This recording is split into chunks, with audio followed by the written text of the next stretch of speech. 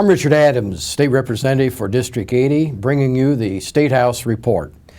It's been a busy time in Columbus as attempts are being made to get everything done that needs to be done and still be able then to adjourn for the summer recess to be coming back then late summer, early fall. Now, we'll still have some committees meeting, but I would not anticipate we'll have any floor votes on the floor of the Ohio House of Representatives. Let's start by talking about something that is good. I was approached by the Bradford Railroad Museum Board as well as the board of the village of Gettysburg, which is over in that part of Darke County that I represent. And they needed some capital funds so that in the case of Gettysburg, they would be able to have architectural and engineering advice on how best to utilize the school building there in Gettysburg, which they now own and which is under the control of a private not-for-profit board. They had a lot of ideas, but they needed some help to get it started. Their request was $75,000. Over at Bradford, the Railroad Museum, they also had some, they had the architectural drawings. They have a great idea about what they want to do to expand and improve the Railroad Museum, and they needed $275,000. Now, in both cases, there will be private money that will be leveraged along with the state money, and the whole purpose in both cases would be to create some jobs and also to create some things that would be useful. In the case of Bradford, they've done some wonderful things with the museum there, the Railroad Museum, and a lot of people are still interested in railroads, and we would anticipate that there would be a lot of interest and we would have some tourism increase in the Bradford area, basically those individuals that want to see the Railroad Museum. Over in Gettysburg, this is just the beginning of a really worthwhile, great project. We were able to write the bill, get these two requests included in it, and then watch it carefully while it progressed through the House, and it was voted out of the House.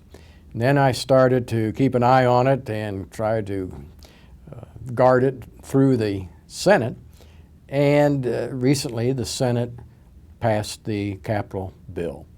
Now, the Senate made some changes in the House version. Consequently, it goes to a conference committee.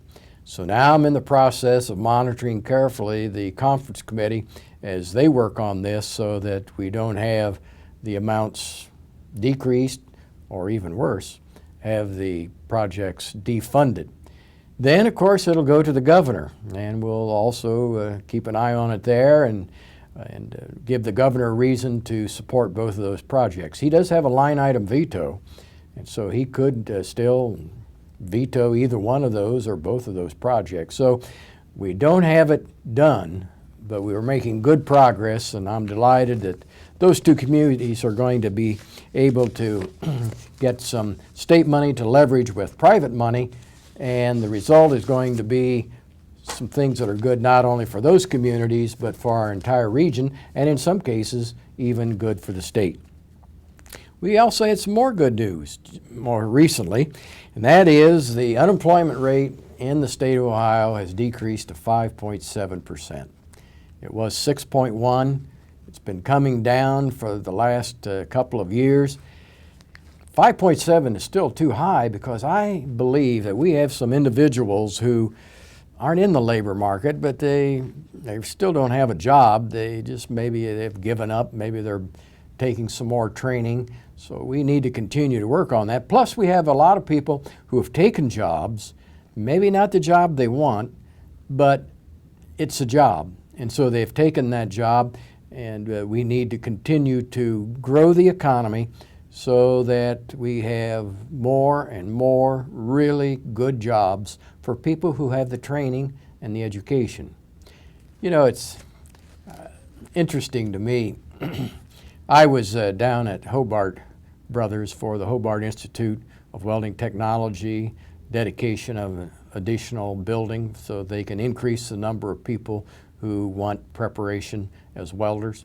They were indicating that when people graduate from their program, and it is a comprehensive program, very comprehensive, but when they graduate, they're going to make somewhere around $18, maybe a few more, or a few more than that. But the average is about $18 an hour. Then I read where in, I think it's New York, maybe it's San Francisco, it's one coast or the other, maybe both of them, they're threatening to boycott. These are the employees. They're going to boycott one of our fast food chains. You'd recognize the name if I shared it. It's a good one, and everybody has one or more restaurants owned by that particular company. But they were going to boycott it unless the minimum wage was increased. I think it was $15.50 an hour. Now, I don't want to be critical of the fast food industry. I know we have, Sandy, my wife, and I have 3 kids, and they all worked at one of these fast food restaurants. Great experience, highly organized. But there was OJT, the on-the-job training. They really didn't have much in the way of skills other than they would show up to work on time and do their best. But $15.50 an hour when a welder is going to start at $18 an hour? What's wrong with that? It's puzzling to me, and it may be puzzling to you, and you can have your own opinion. But let's get back to the decrease in unemployment. Granted, it's not been perfect. As long as we have people who are looking for a job or a better job, we have more work to do. But still, going down to 5.7%, it's encouraging, and I think it also strengthens our resolve in government to work with the private sector and making sure that we have good jobs available for Ohioans. We have some news that may not be so good. We anticipate before very long the federal EPA will issue more EPA regulations. I know what some of you are thinking. That's all we need is more regulations from EPA.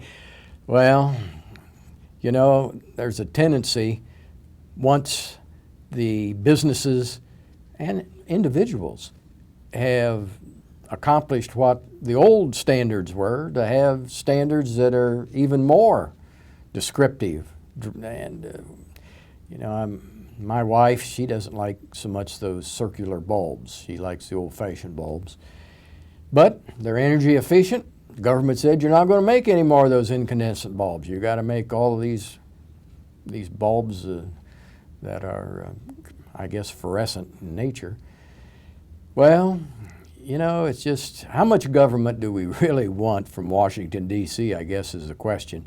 But in any event, getting back to these new standards, we don't know what they are for sure.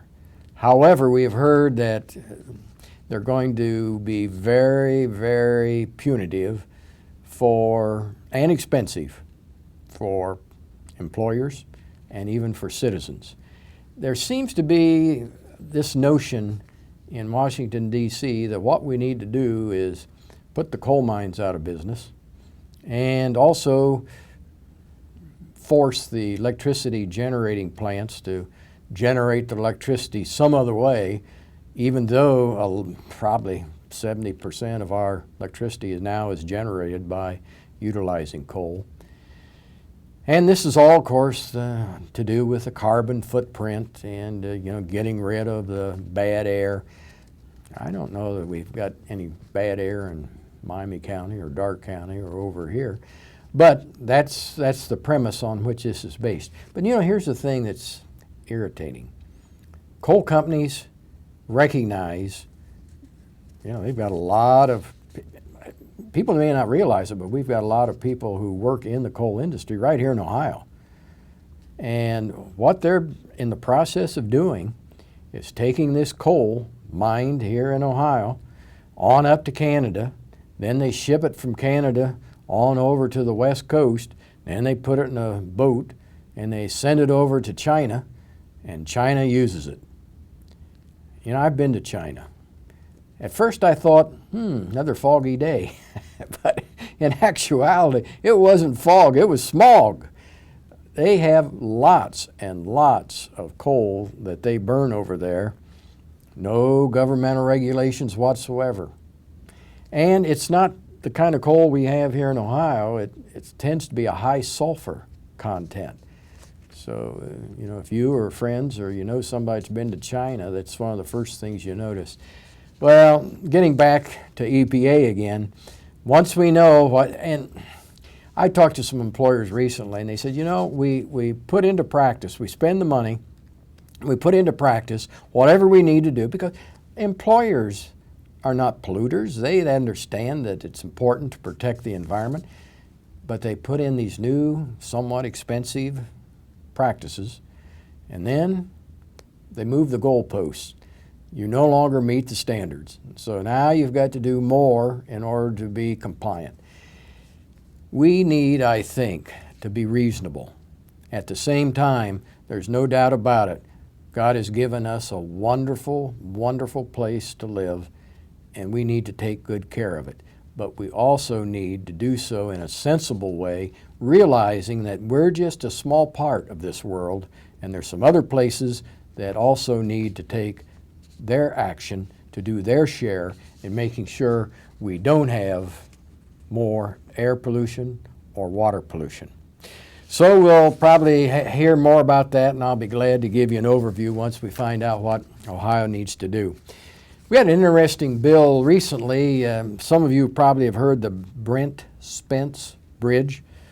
It's down in Cincinnati. Named it after an elected official down there. Anyway, if you've been over it, it's a crowded bridge, used a lot. It connects Cincinnati to Covington, Kentucky. And I think actually Kentucky may own the bridge or part of the right-of-way, because I think the Ohio River is actually in Kentucky. But here's the thing. It's just as important to Ohio and Cincinnati that we have a safe bridge that will accommodate the increased traffic. And if you've been down there, and if you listen to all the tales of, well, the bridge is not safe and someday it's going to fall into the river, it kind of makes you anxious as you drive across the bridge into Kentucky. But what we did in the legislature was to give them a tool to use if they want to use it. They may not want to use it. They don't have to use it. It's the kind of legislation I like. Give the tool to the local community to use if they want to, and if they don't want to and they've got a better idea, so be it, amen. Well, this tool that we're giving them is the ability to electronically toll. Electronically toll. Well, I didn't know much about that either until I studied it before I voted. Here's the thing that it would do. You could buy a transponder or something of that sort where you could have it in your car or your truck, and you would then trigger some electronic device and you could go right on across the bridge, wouldn't have to stop, and then you would get a bill for whatever the toll might be. I think some of the communities down in Florida have something like that where they're gated, and you put this little thing on your side of your car and it senses that and opens the gate and you can get in and out. It's that kind of a thing, only in this case there would be a kind of a running invoice, and then once a month you'd get a invoice and say send X number of dollars. The other thing it would do would be, instead of having toll booths, now if you've been down that way, you know that it's not going to be easy to put a new bridge in there, and there's not much room, especially on the Ohio side, where you could have the usual toll booths where people stop, throw money in the basket. There's just not enough room there. And so this would be, this electronic tolling would be that they would take a picture of your license plate, and you can run right on through, and then you get a bill once a month for, if you go over there going down to Florida or see your relatives in Kentucky or wherever, you go back and forth. You may not go back and forth very much, but when you do, you're going to pay the toll, and you won't have to stop, won't even have to really slow down. You'll just need to open the mail, and there's the bill, and you send them a check, and and you're in good shape. Now, what you say, well, what about these people from Michigan? You know, they're going to go right on through, and what makes you think they're going to pay? Well, there's a part of this bill that would put a freeze on your automobile registration. And so the next time you go to get your license plate fee to pay it, why, you're going to have problems. Well, you may be thinking, yeah, but they're up in Michigan. What makes you think they'll cooperate? We have a reciprocal agreement between Ohio and Michigan and a lot of these other states, which means that Michigan will help enforce it. So you may be thinking, this sounds like a pain in the neck, but at the same time, if that bridge drops into the Ohio River, we'll wish that we had done something about it. It's very expensive. They're talking $2 billion, maybe more dollars. That's a lot of money for a bridge.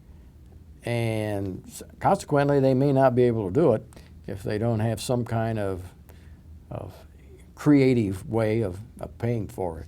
So this is a tool. They do not need to do it if they don't want to. But it is a tool that some think will enable that project to be taken care of. We had another interesting bill recently, and I had supporters and people that I know who were for it, and I had people I know and supporters who were against it. It was a bill to stop for 2 years increasing the energy saving and efficiency mandates. Now, this was adopted, I think, about 7 or 8 years ago. From what I've been told, I was not over there then, but from what I've been told, they worked on it all day and all night trying to get it done. Finally, at 1:30 in the morning, they voted it out. And I've talked to a number of legislators who were there then, and they said of all the bills they had voted on, this bill is the one that causes them the most grief, that they wish that they had worked on it a little longer and made it a better bill. What it basically does is each year it increases in 4 areas the efficiency requirements, focusing on renewable energy as well as the utilization of coal, natural gas, and those sources. It also has some things that it does with the generation of electricity. It also has some things about transparency. So when you get your electric bill from the utility company, why, it has on there a breakdown of the costs in some detail, so you know exactly where your money's going. Now, one thing I want to say to the folks who are in Pioneer Rural Electric Co-op territory, doesn't affect you, doesn't affect Pioneer. And for those of you who buy their electricity from a municipal distribution plant, Piqua's a good example, doesn't affect you either. You're not affected. But for everybody else, you're affected by this. And so what the idea is, for 2 years, we're not going to continue every year increasing these energy efficiency mandates. During that 2-year period, it's going to give the legislature an opportunity, and there'll be a 12-member committee that will have the responsibility for conducting hearings and coming up with improvements in that bill. 2-year time. Then the idea would be that we would have a better bill, better than the one that passed out at 1:30 in the morning 7-8 years ago. So we'll see what happens. It has been through the Senate, been through the House now, and like I said, there's some people for it and some people against it. It's probably best described as a compromise which will give us more time to improve the situation. And then we'll see what happens. At the end of the 2 years, if we can't come up with a better plan in the legislature, then the original old plan going back 6-7 years ago, it will restart then and continue on. We'll probably talk more about this one because I imagine over the summer it'll become more and more interested. Saw a survey recently. It's interesting. Thought you might be interested too.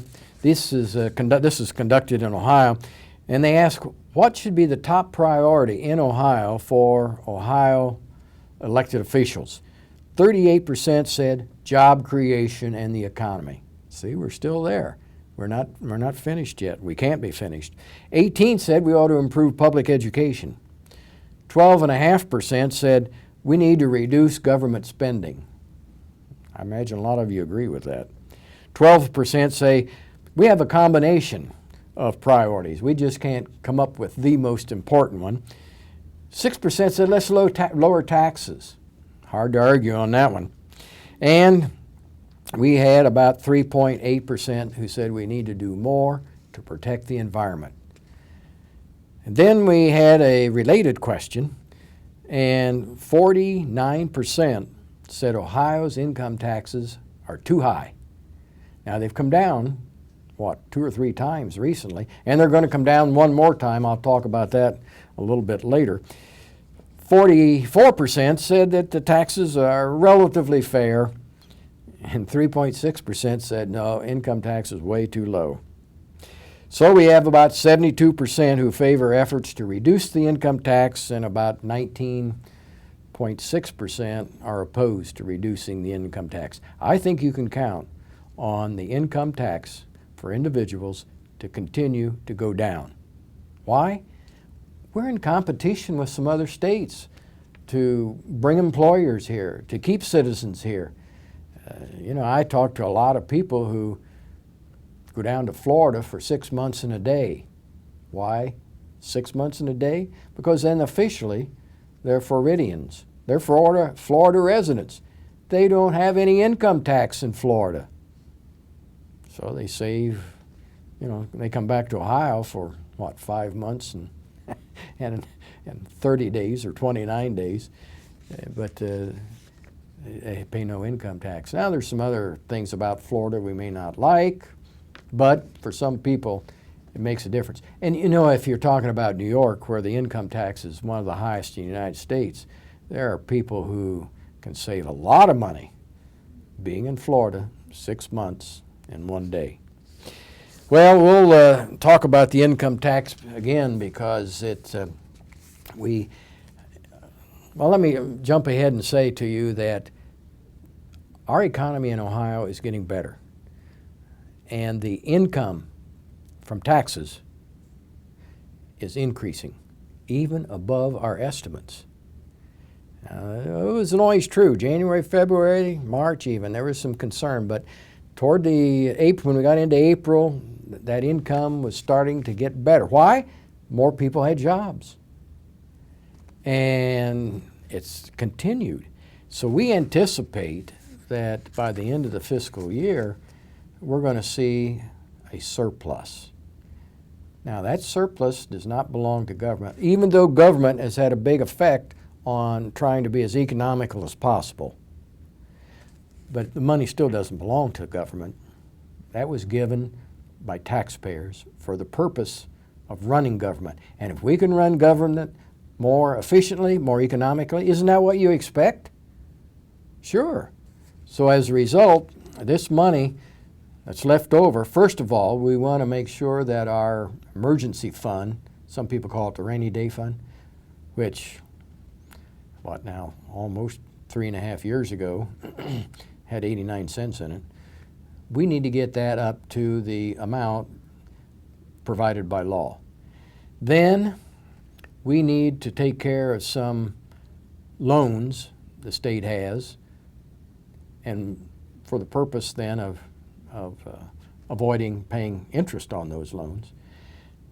And then the next high priority item is to lower the income tax again.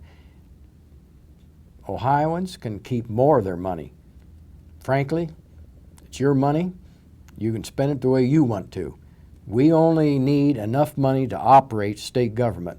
We don't need any more to start any more ideas of what we can do. I think we're doing fine. I don't get any constituents coming to me and saying we need a few more laws here about new programs at the state to help us. No, Now, there may be some people like that in the big cities, but here in Miami and Darke County, I think it's a matter, we're getting along fine. We'll pay our taxes, but we don't need any more help from the government. We can take care of it. We can take care of it ourselves. Let's talk about another tax, cigarette tax. How you feel about that? Well, we had a survey. 63% of the Ohioans said we need to increase the cigarette tax $1 a pack. Now, if you don't smoke, you're probably not affected by that. But if you do smoke, you know, $1 a pack, that's a rather healthy increase. And furthermore, they want these same citizens want that money devoted, spent on tobacco prevention programs. I think about 21% of Ohioans smoke cigarettes. Well, I may be like some of you. There was a time when I smoked cigarettes, but I quit. It was a long time ago. But I also know that a lot of people enjoy smoking cigarettes. You can make up your own mind. You don't need any help from me. Is it a good idea? 67% said that they would also like to tax other tobacco products the same rate as cigarettes. What are they talking about? Cigars, pipe tobacco. Some people roll their own. They want to tax it. And we have these e-cigarettes. Have you seen them? Electronic cigarettes, where supposedly you puff on those and it's water vapor, but in the water we have nicotine. I don't know what else, but I know there's nicotine in there. And so supposedly this is like smoking a cigarette, but without the odor and without some of the negative consequences. Well, people of Ohio say, let's tax those too. You have to have your own opinion. 69% favored the state spending $50 million a year on prevention programs. And that's about the level we were spending a few years ago when we started, before I got there, more taxes on cigarettes. But unfortunately, 4 years ago, we couldn't do much about it because it was done by executive order, and the Tobacco Prevention Foundation was liquidated. Money was spent trying to balance the budget. So that's of interest to me. How do you feel about it? Want to raise them $1 a pack? You can contact our office and just give us a yes or no. Recently, and you may have seen this in the paper, I was honored to have a ceremony we hosted to rename a portion of State Route 55 between Troy and Casstown for Private First Class Jeffrey Rice. Young man, went to the Army, was in the engineering battalion, volunteered. His job? Defuse these bombs planted by these cowards. I know we call them terrorists. I call them cowards. Unfortunately, we'll never know exactly what happened, but he was working on a bomb that exploded, and he gave his life. He was 24 years old. Memorial Day, we thanked our veterans and those who serve. We shouldn't just do that one day a week, one day a year. We should do it every day. Thank a veteran for what they've done to make sure that we can continue to enjoy freedom in this state and in this country. And anymore, it seems like we stand for freedom throughout the world. It's certainly a major task, and we need to honor our fellow Americans who volunteer to do those things that need to be done to make sure that America can always be the land of the free. That pretty well wraps up our State House report today. Enjoyed bringing this information to you. Hope you're having a great summer. I'm Richard Adams, your state representative.